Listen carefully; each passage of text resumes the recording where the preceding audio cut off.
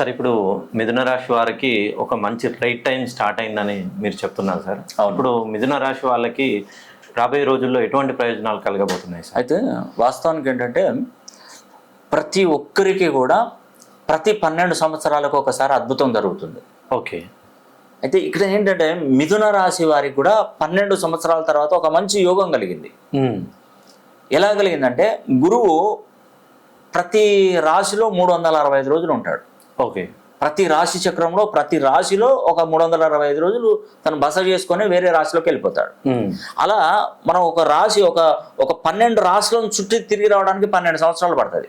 Okay. సుమారుగా ఒక రాశిలో 365 రోజులు కాబట్టి 12 రాశులకు 12 సంవత్సరాలు. అయితే ఈ మధ్య కాలంలో ఏమైందంటే ఈ సంవత్సరం 2025 మే 15వ తారీఖున ఏం జరిగిందంటే మిథున రాశిలోకి గురువు వచ్చాడు. ఓకే. గురువు మిథున రాశిలోకి వచ్చాడు. ఇక్కడ ఒక 1 ఇయర్ 365 రోజులు ఉంటాడు. మీరు రైట్ టైం రాసి పెట్టుకోండి. ఇంకా అప్పటి వరకు మీకు గేట్లు మూసుకొని ఉన్నటువంటి మిథున రాశి వారికి అదృష్టము గేట్లు తెరుచుకున్నాడు. ఓకే.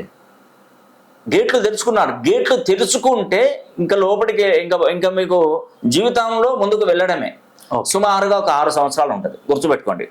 ఈ 6 సంవత్సరాలు బాగుపడతారు, ఖచ్చితంగా మీరు బాగుపడతారు. ఉద్యోగ విషయం కానీ, వ్యాపారంలో అభివృద్ధి కానీ, చదువులో ఉన్నతి కానీ, విదేశీ ప్రయాణాలు కానివ్వండి, ఏదైనా కానివ్వండి మీకు మంచి జరుగుతుంది. మంచి నంబర్ 1గా ఉంటారు, దానిలో ఎటువంటి సందేహం లేదు.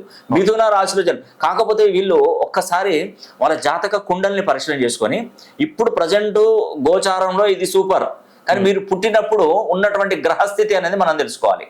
ఓకే. ఆ గ్రహస్థితి తెలుసుకొని మన పేరులో ఉన్నటువంటి సంఖ్యాబలాన్ని కొంత పెంచుకోగలిగితే మిథున రాశి వారికి మంచి జరుగుతుంది. అందుకే చెప్తున్నాను, మిథున రాశిలో జన్మించిన వారు ప్రపంచంలో ఏ మూలకు ఎక్కడున్నా ఒక్కసారి నన్ను సంప్రదించండి, మీకు మంచి భవిష్యత్తు వచ్చే విధంగా చూస్తాను. మీరు నాకు టైం లేదనో, నాకు మీతో మాట్లాడడం ఇష్టం లేదనో, చూద్దాంలే ఎంతో మంది చెప్తారులే అని దీన్ని పక్కన పెట్టకండి. అస్సలు ఎట్టి పరిస్థితుల్లో పక్కన పెట్టకండి. ఎందుకంటే ఈ రోజులలో చూస్తే ఉదయం లేవగానే న్యూమరాలజీ అని, ఆస్ట్రాలజీ అని రకరకాల ప్రోగ్రామ్స్ వచ్చి ఎవరిని నమ్మాలి, ఎవరు చెప్పింది వినాలి అనేది కూడా డైలమాలో చాలా మంది ఉంటారు. అవును సార్, నిజం చెప్తున్నాను. ఇప్పుడు మంచి అనేది కనపడినప్పుడు చుట్టూ రకరకాలుగా సమస్యలు కనపడతాయి, కానీ ఏది మంచి ఏది చెడు అని తెలుసుకునే ప్రయత్నంలో మన జీవితమే ఖర్చు అయిపోతుంది. అవునండి, ఖచ్చితంగా చెప్తున్నాను. నీకు మంచి మీ జీవితంలో ఒక మంచి లైఫ్ పార్ట్నర్ కనుక దొరికినట్టయితే, ఉదాహరణకి ఒక వివాహ విషయంలో నీ లైఫ్ అంతా కూడా హ్యాపీగా ఉంటుంది. కానీ దొరకలేదు అనుకోండి, జీవితం అంతా కూడా ఇబ్బంది పడుతూనే ఉంటాం. అలాగా ఒక ప్రొఫెషనల్ గనక